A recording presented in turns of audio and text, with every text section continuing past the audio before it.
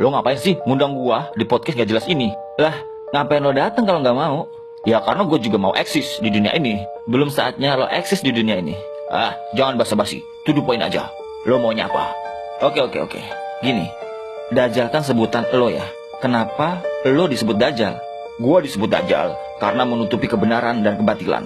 Gua menutupi perkara yang benar kepada pengikut gua atau followers gua. Yang banyak itu, lo ngerti nggak? Banyak itu, yang banyak.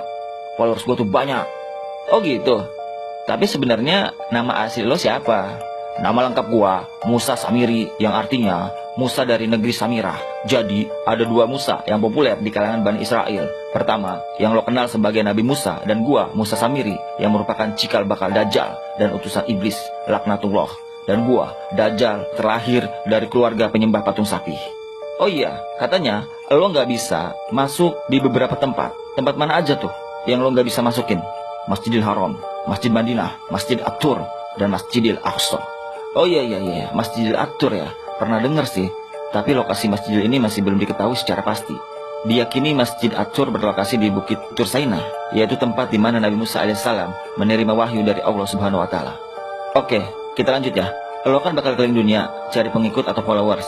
Pastinya followers lo itu orang-orang munafik kan? Nah, yang gue tanyakan adalah, lo keliling dunia pakai apaan?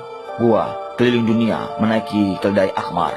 Jangan lo tanya keledai Akmar itu kayak gimana. Lo cari sendiri informasinya, biar lo nggak malas baca. Paham lo? Oke, gue paham. Terus dengan kekacauan yang lo bikin, dengan segala tipu daya dan fitnah Dajjal lo itu, siapa yang berhasil menghentikan atau membunuh lo?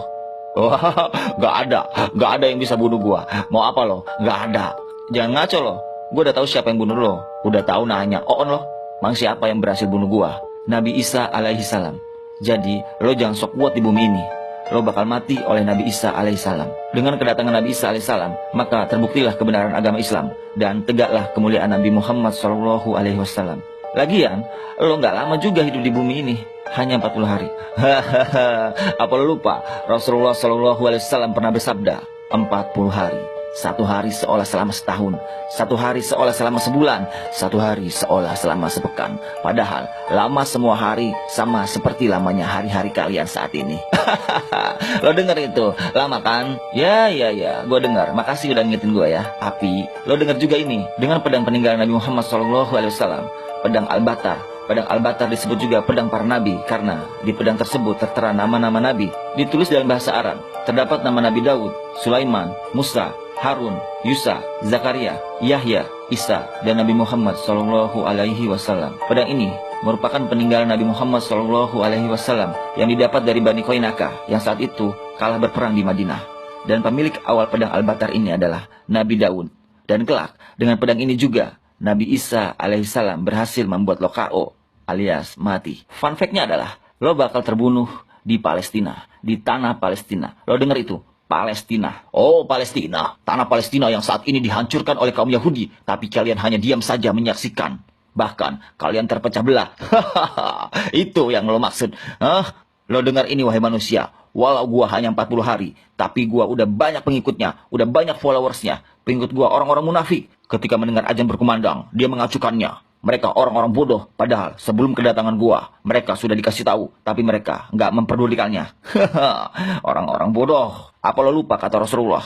Lo semua bukanlah tandingan gua. Kalau ketemu gua, harusnya lo bersembunyi ke gunung-gunung dan jangan berpas-pasan sama gua. Bisa-bisa lo jadi pengikut gua, karena fitnah Dajjal sangatlah berat. Tidak ada perkara yang lebih besar sejak Adam diciptakan hingga hari kiamat kecuali perkara Dajjal. Tapi lo malah bikin podcast bareng gua. Dasar oon. Ini kan cuma ilustrasi doang. Kalau lo beneran, ya gue juga lari lah. Bersembunyi sesuai perintah Nabi. Lagian, kalau ada orang apes ketemu lo, maka kata Rasulullah suruh membaca pembukaan surat Al-Kahfi. Dalam hadis riwayat Muslim dan Abu Dawud melalui Abu Ad-Darda. Siapa yang menghafal 10 ayat dari awal surat Al-Kahfi, maka dia terlindung dari fitnah Dajjal.